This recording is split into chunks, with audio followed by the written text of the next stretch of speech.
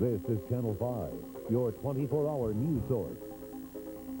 Good afternoon, I'm Warner Saunders. And I'm Joan Esposito. 6 people are dead and more than 100 injured after a New York subway train crashed into a busy station. From New York, Ellen Fleischer reports police found an empty crack cocaine container in the motorman's compartment. It was shortly after midnight when the 10-car East Side train derailed. A high-velocity impact killing 6, injuring at least 175, splitting the first car in half and creating a nightmare for rescue workers. You might want to call it the mother-of-all train wrecks at this point. One of the guys even went further and said it's akin to a plane crash within the subway tunnel. The less seriously injured lined up along the subway platform. The more critical cases evacuated first. New York Mayor David Dinkins arrived on the scene to offer words of comfort, but many seemed to be in total shock. The train rolled off the track into the wall in the front of the train, twisted up into the ceiling. I don't know what else happened. The train just started going crazy. People started flying in the front. I just said, God, and then my kids were alive. The devastation is untold. It defies description, and you don't focus on so much on the actual devastation. You focus on the job at hand. While the injured were evacuated to area hospitals, rescue workers continued in their attempts to free others, battling twisted metal and the intense heat of the subway tunnels at temperatures topping 100 degrees. Ellen Fleischer for NBC News. The injured included 34 police officers who suffered heat and smoke injuries. 2 people are dead and another is injured in a shooting on the city's south side. Police say they are looking for 2 suspects in the drug or gang-related incident. The shootings took place at 40th and Calumet Avenue shortly after 3 this morning. The medical examiner's office identifies one of the dead as 18-year-old Sean Salter of East 37th Street, and an unidentified man in his 20s also died, and a woman is hospitalized in serious condition. And in a house fire in Mount Prospect took the lives of 2 women early this morning.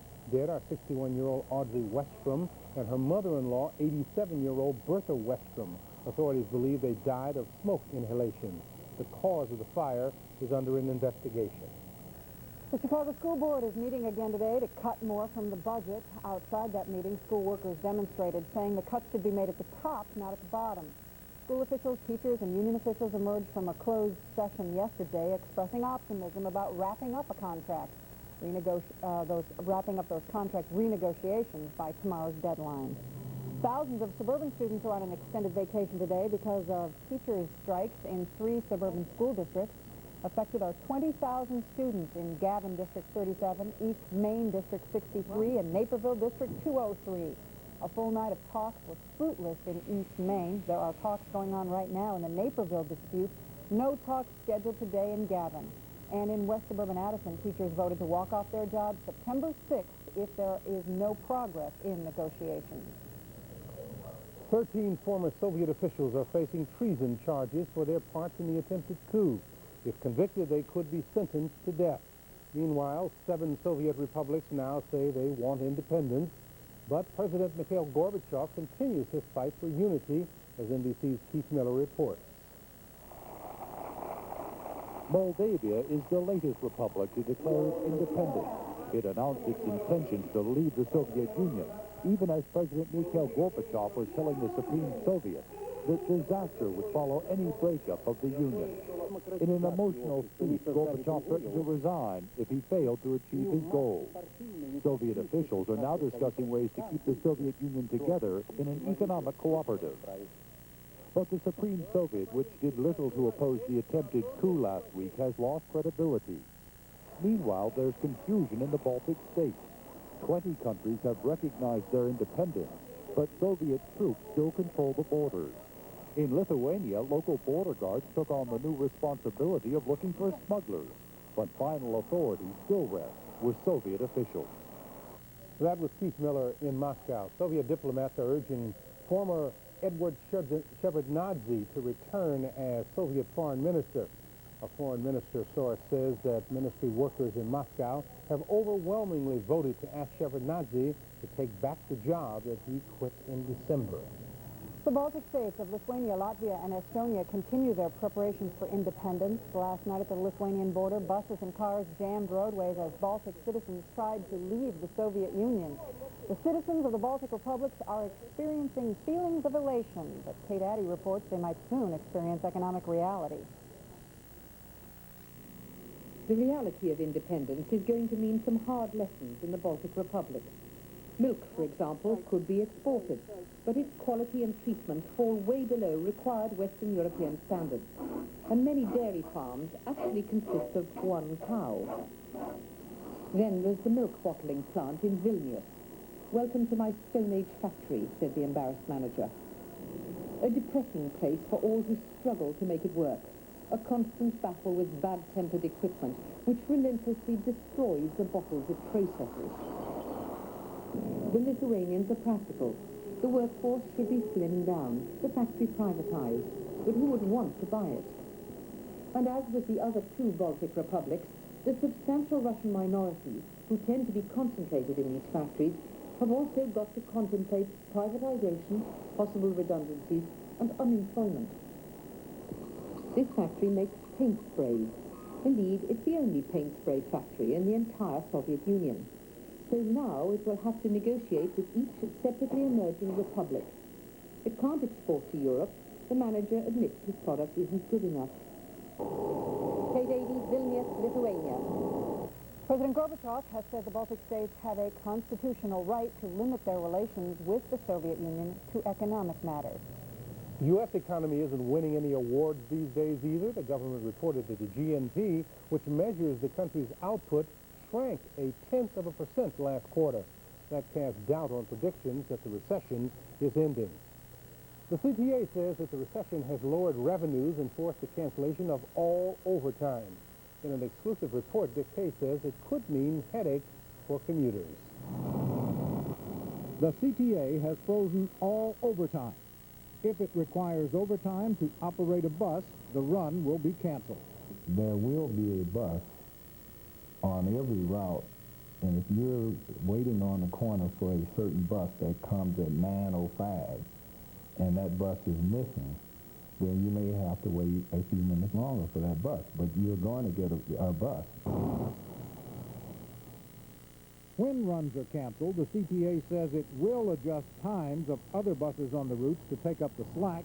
Drivers say the overtime freeze hurts them and their riders. I need all overtime I can get. Yeah. And then that puts a big gap in the street, so the waiting period is longer. Where bus runs are canceled, the wait will be longer, and buses will be more crowded when they arrive, and passengers don't like it. It seems like things should be getting better with the fares increasing, and it's just the opposite. I don't like it, because I would like to go straight home. I don't want to be sitting up here for hours. It's going to make it more inconvenient for us who have to work early in the morning or late at night, because those are the buses they would cut first. CTA officials say the overtime cuts are necessary because they face a $14 million deficit. Ridership has fallen sharply, and CTA income from the fare box has dropped $1 million a month. Because the CTA is required by law to obtain 50% of its operating expenses from the fare box, it might mean more service cuts or higher fares if the ridership slump continues. Dick Kay, Channel 5 News. Still ahead on the Channel 5 News at noon, why a healthy growing season means some unhealthy allergies. And later on, the vacation hideaway you may have been looking for.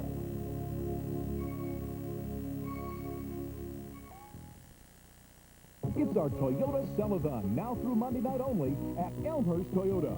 With big factory incentives, Elmhurst huge list price reductions, and over 400 vehicles in stock, we believe you'll never find a better Toyota buy anywhere. Own a new 1991 Toyota Corolla at this low Elmhurst price. Get that great Toyota feeling for less, now through Monday night only at Elmhurst Toyota, 490 West Lake Street between York Road and 83 in Elmhurst. Be there.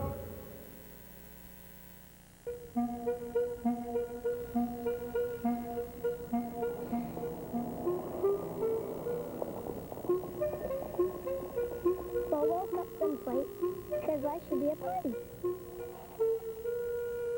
This weight loss program allowed me total flexibility while losing weight. That's right, my eating habits were totally flexible in losing 50 pounds. Look at the choices, regular everyday foods I prepared at home, selected frozen meals from my supermarket, and eating at any restaurant I choose. To lose weight and keep it off, you need flexible eating habits. Lose weight, $9 a week, just $9 a week at Natural Weight Loss Centers. Call now, 1-800-359-SLIM.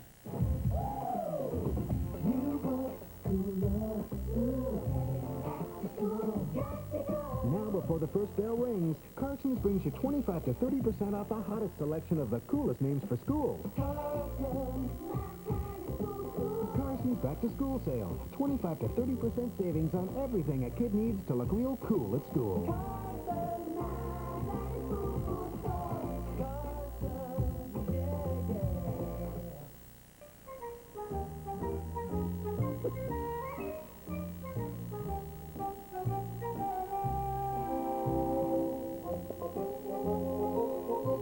Solo cups and plates, because life should be a party.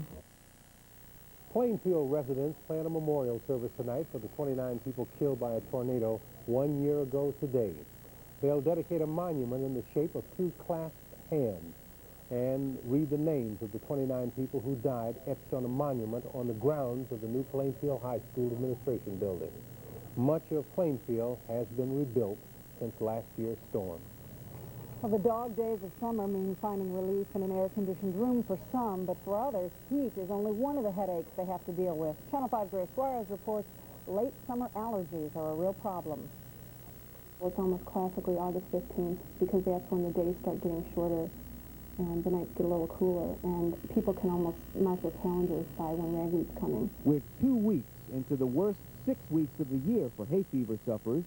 Tom McCarthy made his weekly visit to Loyola for 4 allergy injections. He says late August is rough.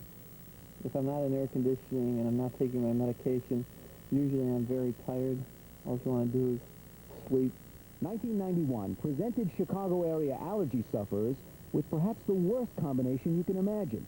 A very wet spring, which gave plants and grasses and weeds a big chance to grow full. And now a late summer with a lot of hot, dry winds. Add the high humidity and the endless belching of car exhaust, and you get a haze, which may make the already allergic suffer even more.